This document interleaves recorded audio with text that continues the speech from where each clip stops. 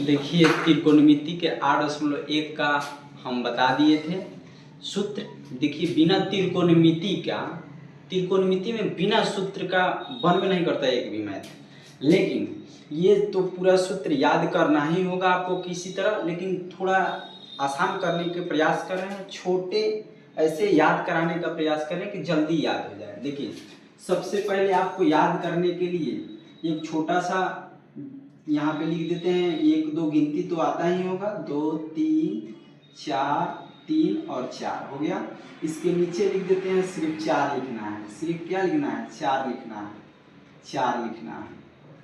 अब इस पे पहले सूत्र लिख देते हैं, यहाँ पे कोण बना देते हैं, यहाँ पे साइन थीटा, साइन थीटा का सूत्र, कॉस थीटा का सूत्र, टैन थीटा का सूत्र, कॉसेक थीटा का सूत्र, सेक थीटा का सूत्र, यहाँ पे कॉट थीटा का सूत्र। डिग्री बताना है, यहाँ पे हो जाएगा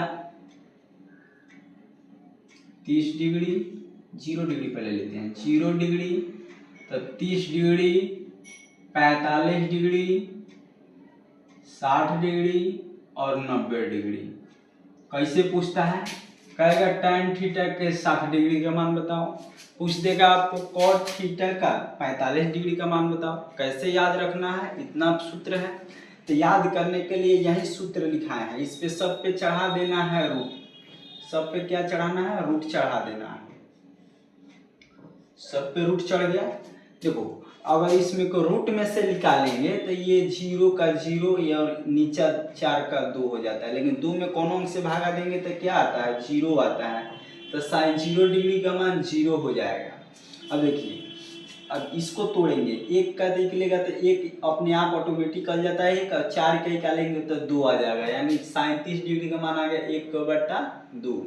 इसके बाद में इसको निकालेंगे तो कट जाएगा, 2 1 कम 2 और 2 दूना 4, 1 निकल जाएगा, 2 नहीं निकलेगा क्योंकि 2 का वर्गमूल नहीं होता है। इसे तोड़ेंगे तो रूट में 2 आएगा, तो 1/√2 हो जाएगा।